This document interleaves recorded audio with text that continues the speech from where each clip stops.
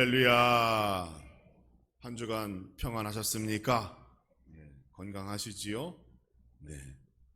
마스크를 빨리 벗고 그 얼굴을 보면서 예배하는 그때가 빨리 오기를 간절히 소망합니다. 우리 성도님들 그때까지 조금만 더 참으시고 또 정부와 교회에 협조 잘 해주시면 감사하겠습니다. 오늘은 맥주감사주일이죠. 우리 옆에 계신 분들 앞뒤로 조용한 목소리로 우리 함께 인사할 때에 올 한 해도 감사가 넘치는 가정이 됩시다. 한번 축복하며 인사해 보도록 하겠습니다. 시작. 올 한 해도 감사가 넘치는 가정이 됩시다. 감사가 날마다 우리의 입술에서 떠나지 않는 역사가 나타나기를 주의 이름으로 축원합니다. 이렇듯 기독교 우리 신앙생활에서는 감사가 우리의 삶과 너무도 밀접하고 또 떨어질래야 떨어질 수 없는 그러한 관계다라고 말할 수 있어요.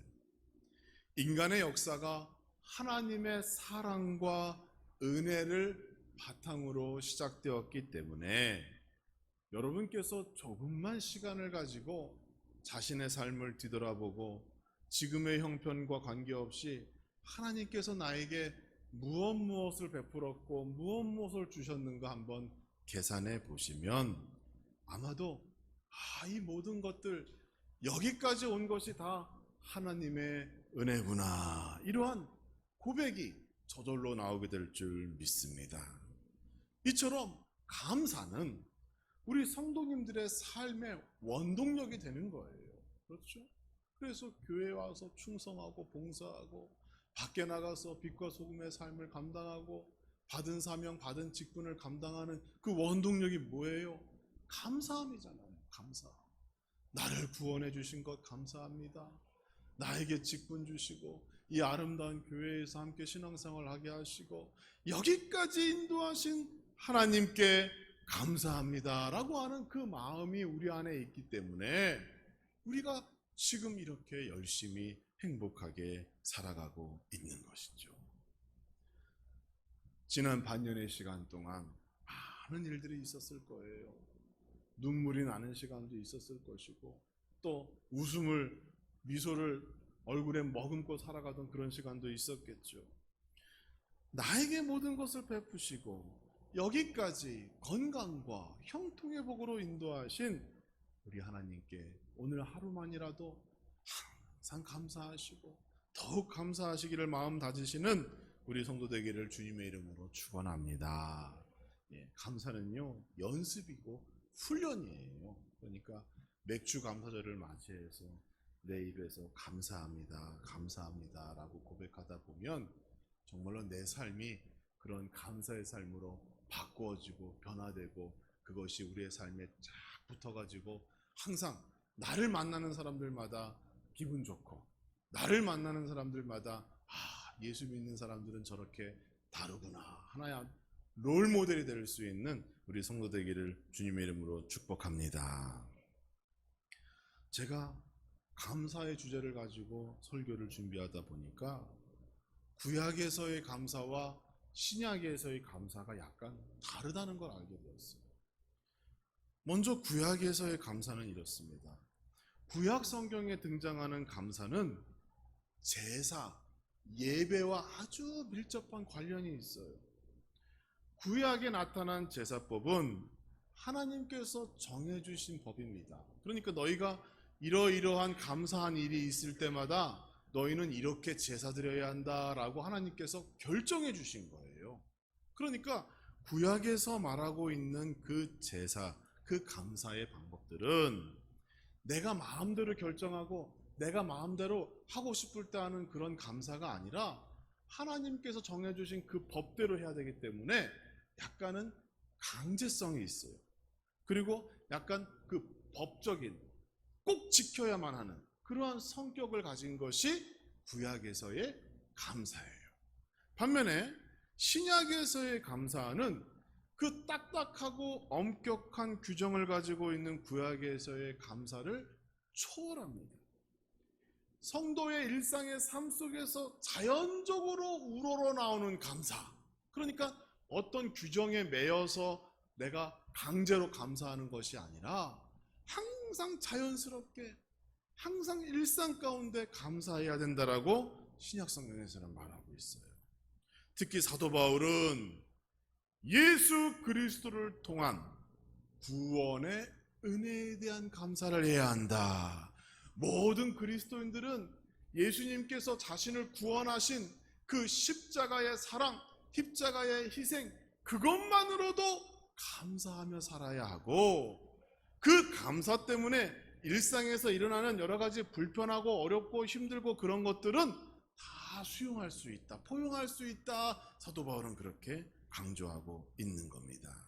그러니까 여러분, 우리가 감사를 잘하고 잘 훈련받으면 사실 이 코로나19로 인한 여러 가지 불편함은 다 어떻게 해요? 이겨낼 수가 있는 거예요. 이겨낼 수가 있는 거예요. 불편하고 막 짜증내고 저 사람 왜 마스크 안 썼어? 막 이렇게 그런 게 아니라 하나님께 예수 그리스도를 통한 받은 은혜가 너무도 크다는 사실을 내가 날마다 기억하며 감사의 삶을 살면 이러한 삶 가운데 나타나는 약간의 부족함과 어려움과 불편함들은 다 우리가 어때요? 은혜로 이겨낼 수가 있는 거예요.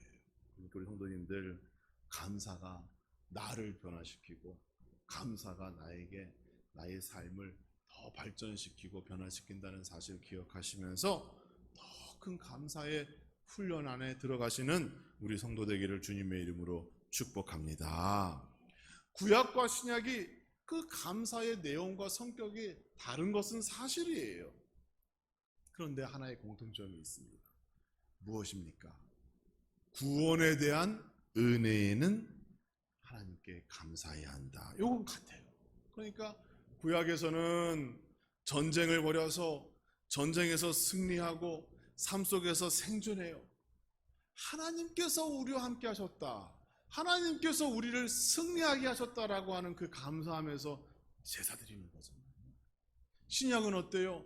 죄에 싸워 이기고 내가 죄에 더 이상 매이지 않게 하시고 예수 그리스도 십자가의 보혈의 피로 내가 진정한 하나님의 자녀가 되었고 백성이 되었고 진정한 자유인이 되었다라고 외치는 그 구원의 은혜는 공통점이기 때문에 그 한 가지만을 가지고는 우리가 더욱더 감사할 수 있더라. 성경은 우리에게 그렇게 말하고 있는 거예요.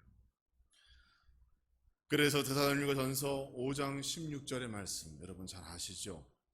항상 기뻐하라, 쉬지 말고 기도하라, 범사에 감사하라, 이는 그리스도 예수 안에서 너희를 향하신 하나님의 뜻이니라. 이렇게 말하고 있어요. 여기에서 말합니다. 범사에 감사하라. 구약시대이든 신약시대이든 지금은 무슨 시대라 그래요? 성령시대 또는 교회시대라고 말하잖아요. 어느 시대인지 간에 하나님께서 나에게 베풀어 주신 그 구원의 은혜를 생각하면 지금 나의 상황, 나의 조건에 관계없이 나는 항상 하나님께 감사할 수밖에 없는 그러한 존재인 거예요. 여러분, 범사에 감사하라 그랬죠? 모든 일에 감사하라는 거예요. 그럼 여기서 얘기하는 모든 일은 뭐예요? 모든 시간을 의미하죠. 그러니까 이 데살로니가 전서 5장 16절에서 말하고 있는 범사에 감사하라는 것은 우리가 눈 뜨고 있는 시간은 다 감사해야 한다. 그게 우리 그리스도인의 삶이다. 그러면서 예수 그리스도의 은혜를 기억하라. 이렇게 성경은 우리에게 말씀하고 있습니다. 이렇게 우리의 삶을 뒤돌아보면 우리가 감사해야 할 이유는 차고도 넘치는 거예요. 더욱이 오늘 본문의 말씀을 보니까 이 감사와 믿음의 아주 중요한 말씀을 우리에게 하고 계셔요. 예수님께서 성도가 가진 믿음의 수준을 감사로 가늠하셨다라고 오늘 본문은 우리에게 말씀하고 있습니다. 여러분 생각해 보세요. 내가 가지고 있는 믿음 어떻게 증거할 수 있어요? 내가 가지고 있는 믿음 어떻게 이것을 보일 수 있습니까? 오늘 본문은 우리에게 이 질문에 대하여 모범 답안을 제공하고 있는 거예요. 내가 가지고 있는 믿음을 어떻게 보일 것인가? 예수님께서 예루살렘으로 가실 때에 한 마을을 지나가게 되었어요. 마을 입구에 다다랐을 때 누가 가장 먼저 예수님의 일행을 발견했어요? 마을 앞에 있던 10명의 나병 환자들이 예수님을 발견했어요. 그들은 동네 안, 마을 안으로 들어갈 수 없습니다. 레위기에 의하면 나병 같은 그런 피부병이 발생하면 제사장을 만나고 진찰을 받고 판단을 받아서 격리가 되는 거예요. 그래서 마을 밖에서 자기네끼리 모여 살았어요. 그 얼마나 마음 아파요. 가족도 못 만나죠. 마을 안에 들어갈 수도 없죠. 내가 먹고 싶고 뭘 마시고 싶어도 남이 갖다 줘야 생존할 수 있는 그런 처지에 있는 사람들이에요. 그런데 그들이 누굴 만나요? 예수님을 만나게 됩니다. 아마 그들은 이전부터 예수님에 대한 소문을 들었을 거예요. 예수님을 만나면 자신의 문제가 해결되어지고 뭐 죽은 자도 살아났더라, 그런 기적의 소리 들었을 거예요. 그러니까 우리가 예수님 만나면 우리의 병을 고칠 수 있겠다라고 하는 그런 기대감에 그들이 있었겠죠. 그런데 문제는 그들이 나병 환자이기 때문에 이동할 수가 없는 거예요. 마을과 마을로 이동할 수 있고 길거리에 나갈 수가 없는 거예요. 예수님을 만나고 싶고 예수님을 찾고 싶어도 내가 밖으로 나갈 수 없기 때문에 그들은 그러한 소망만 있었지 예수님을 만날 수 있는 기회가 없었던 사람들이에요. 그런데 예수님이 자신들에게 오는 거예요. 얼마나 기뻤겠습니까? 그 감격스러운 만남 어떻게 되었어요? 예수님께서 말씀만 했습니다. 뭐 만지거나 뭐 어떤 행동을 하신 게 아니라 그들이 환영하는 것을 보고 그들의 마음을 아시고 예수님이 그냥 선포하셨어요. 너희 몸이 깨끗하게 되었다. 너희 몸을 제사장에게 보여라. 이렇게 말씀하셨어요. 레위기 13장을 보면 자기가 피부병과 같은 어떤 전염병에 취해져 있을 때, 처해져 있을 때 제사장이 만나서 진단과 판단한 뒤에 가족으로 보낼 것인지 다시 격리를 할 것인지 그런 결정권자가 제사장에 있었어요. 그 당시까지도 그러한 문화와 전통이 있었어요. 그러니까 예수님께서 그들을 향하여 제사장을 만나라 라고 하는 말씀은 뭐예요? 너희가 병고침을 받았으니 제사장을 만나 확답을 받고 가정으로 돌아가라고 하는 그러한 복음인 거예요. 기쁨의 소식이죠. 구원의 메시지입니다. 제사장을 만나 몸을 보이라는 것은 그 예수님께서 이미 그들의 모든 병을 고치시고 이전과 같이 회복시켜 주시고 그들이 가정으로 돌아갈 수 있는 새로운 인생의 축복을 해준 사건이 되는 겁니다. 이 소식을 듣자마자 10명의 나병 환자들이 달려갑니다. 제사장에게 가는 거죠. 제사장을 만나서 확답을 받으면 자기는 가정으로 돌아갑니다. 얼마나 기뻤겠어요. 그런데 가는 도중에 자기의 몸이 회복되고 고쳐진 걸 알았어요.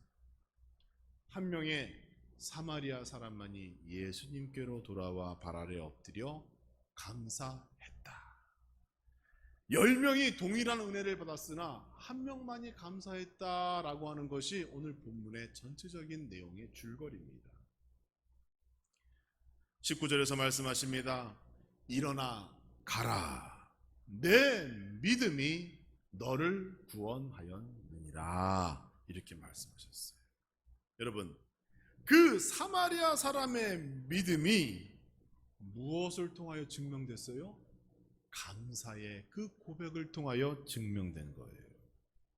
그가 다시 예수님에게로 돌아와 예수님의 발 아래 엎드려 하나님께 영광을 돌리고 다시 한번 감사할 때에 그는 자신이 가지고 있는 믿음을 주님 앞에 증명한 것이에요. 그리고 그 믿음 때문에 그는 구원의 축복을 덤으로 받게 된 거예요. 이게 중요한 겁니다. 여기에 주목해야 할 부분이 있어요. 병이 고쳐진 것과 구원을 얻게 된 것은 다르다는 거예요, 여러분. 10명이 병은 고쳐졌어요. 그런데 거기에서 구원받은 사람은 몇 명이에요? 한 명이라는 거예요. 한 명. 나머지 9명은 주의 말씀으로 병은 고쳐졌을지 모르지만 그들이 가지고 있는 영혼의 문제, 죄의 문제, 생명과 죽음의 문제는 여전히 그들 안에 남아 있었다는 거예요.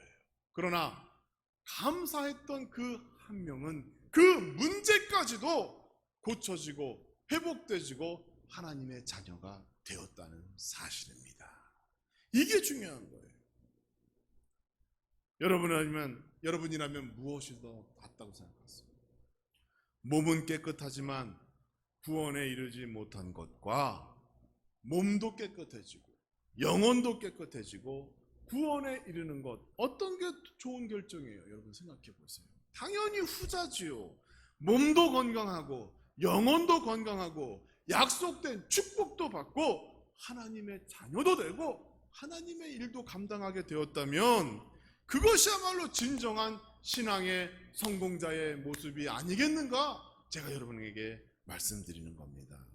무엇 때문에 그랬어요? 감사가 그러한 축복을 가져왔다는 거예요.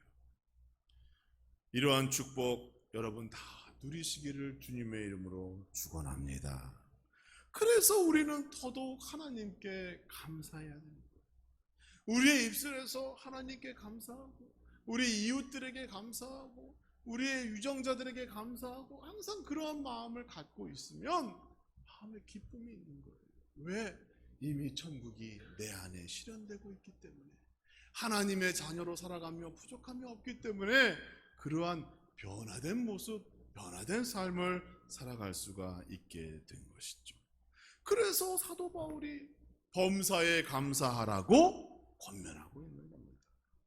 모든 일에, 매사에, 모든 시간에 내가 숨쉬고 살아가면서 경험하는 일들마다 그 결과가 중요한 것이 아니라 하나님께 감사하라. 이렇게 사도 바울은 우리에게 권면합니다. 그동안 우리의 감사가 어땠는가 한번 생각해 볼까요? 여러분 정말 감사하며 범사에 감사하며 살아가셨습니까?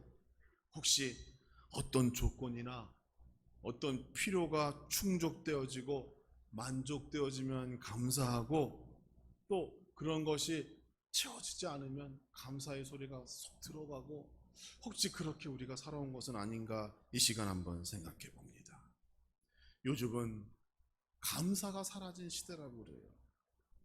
자기가 도움받고 호의를 받아도 감사합니다 라는 말을 쉽게 들을 수 없는 그러한 시대에 우리가 살아가고 있어요.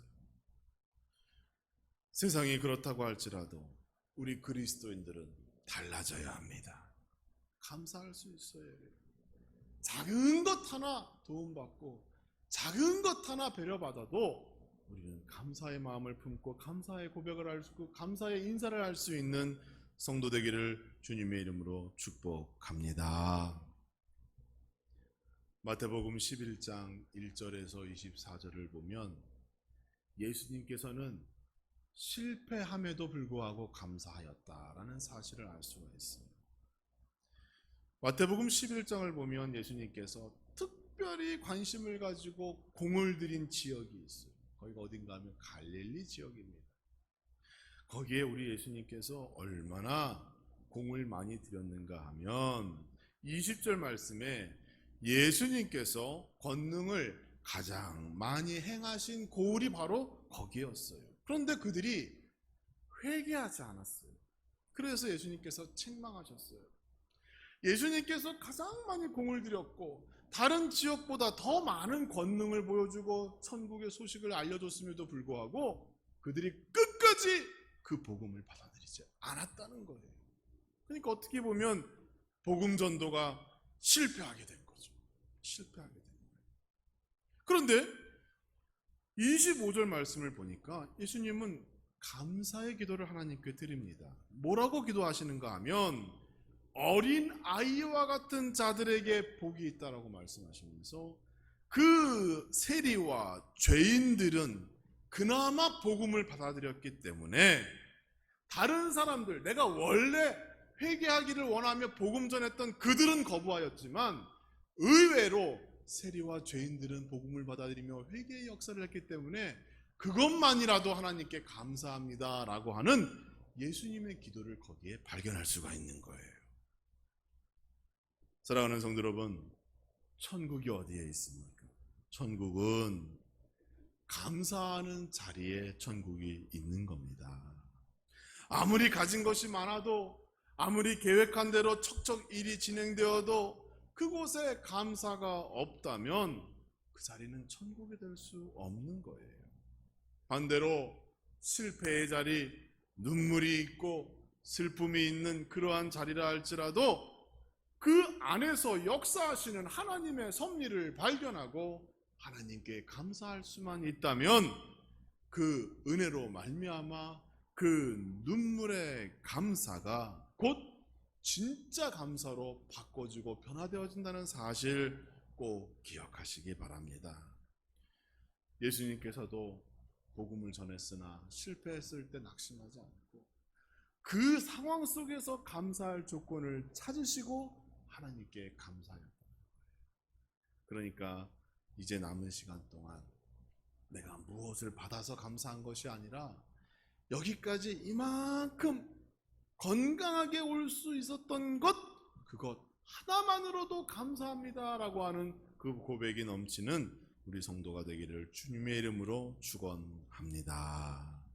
자, 이처럼 감사를 하면 더 큰 감사가 나타나고 또 우리가 감사는 아까 제가 훈련이라고 말씀드렸죠.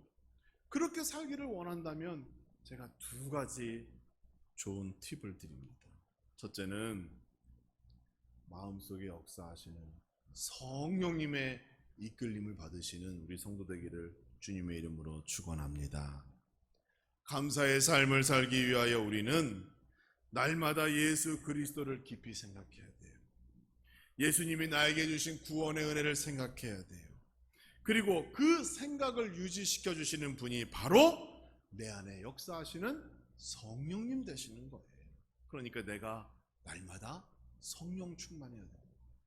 내가 감사하는 삶을 살아가며 더 큰 감사의 복을 누리고 하나님이 원하시고 하나님의 뜻대로 살아가는 삶을 살기 위해서는 내가 먼저 성령 받는 것은 물론이고 성령 충만해야 한다. 그래서 성령님이 내 안에 역사하시면서 나를 감사의 사람으로 이끌어갈 수 있도록 여러분 마음속에 성령님 모시고 살아가는 우리 모든 성도 되기를 주님의 이름으로 축원합니다.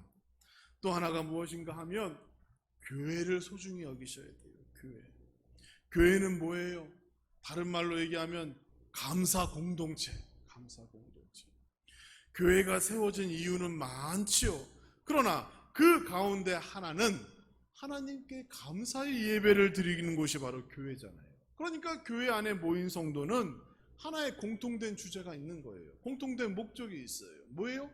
하나님께 감사의 마음을 가지고 여러 형편, 다른 상황이지만 그것을 다 뒤로하고 한자리에 모여 우리가 한 마음으로 감사의 예배를 드리는 거잖아요. 그러니까 이 감사의 예배가 살아있는 이 교회를 소중히 하는 그 마음이 우리 안에 필요한 겁니다.